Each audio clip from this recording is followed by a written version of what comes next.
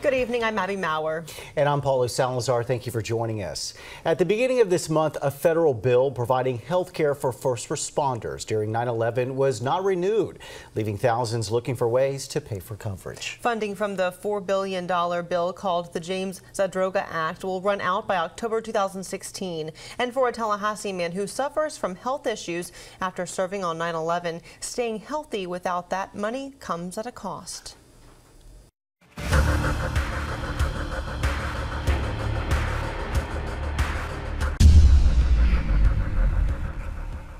More than 33,000 people have at least one injury or illness related to 9/11. They're the ones who escaped death that day. And for one Tallahassee paramedic, his fiancee, and their 2 young daughters, they are just one of the many families scrambling to keep up with treatment. We went down, we did our job, we got sick. September 11th, 2001. The World Trade Center is attacked. After the first tower falls, Anthony Gorman, a paramedic for years, was called in to help. We didn't know what was going to happen. We didn't know we were going to make it through the day. He did. Gorman spent days as part of the rescue teams, getting people to safety. 14 years later, the memories still haunt him.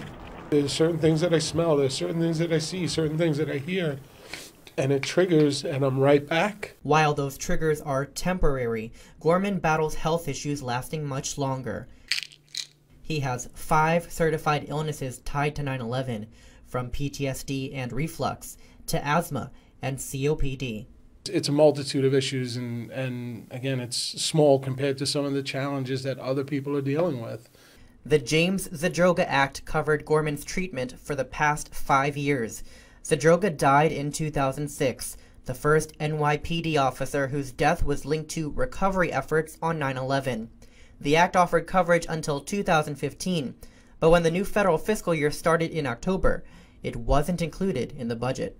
To have, funding to take care of these people is not a lot to ask. It's a slap in the face. Every day, Anthony has to take 9 different medications to cope with the conditions he suffered from 9/11. If the Zadroga Act isn't renewed, he'll have to start paying for these things out of pocket, which could total up to $750 every month. I don't think anyone should have to make a choice. Do I pay for my medications or do I have to pay rent? And rent is around $900. His fiancée Lynn says defunding the act raises serious questions. Do we feed our children, or do we keep him healthy? Are my children going to have a father in the next couple of years? That scares me. Gorman is just 43. He and Lynn have been engaged since 2013, but having a wedding isn't a priority when they worry about his health every day. He's my life. He gave me 2 beautiful girls, and I don't know what I would do without him. The family has reached out to local lawmakers for help. State Representative Gwen Graham is a co-sponsor of the James Zadroga 9/11 Health and Compensation Reauthorization Act. We owe them this with their medical bills and so much more. Our nation will forever be grateful for their sacrifice.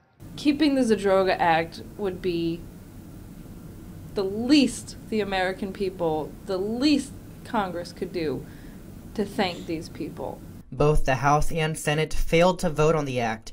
Gorman says the previous act had a sunset date of 5 years, which isn't realistic when it comes to covering first responders. These are lifelong conditions that are not going away, that people are dealing with on a daily basis. Gorman says lawmakers have a moral obligation to refund the act, not just to make a statement every 9/11 anniversary. It's become almost a catchphrase where it's like, oh, never forget, we'll, wear a ribbon and fly a flag and tell everybody never forget, and we can't forget. And a couple weeks later, it's time to redo, and they forgot. I love you. Be active, be proactive, rattle the cages, get the word out that this funding has expired. The Zadroga Reauthorization Act has 190 co-sponsors in the House and 57 in the Senate. As for Anthony, he's enrolled in the World Trade Center Health Program, which has been paying for his treatment. He says he hasn't looked at other healthcare options because he's hoping Congress will refund the act before the money runs out. If you've got a story idea for the Insiders, you can email us at abc27news.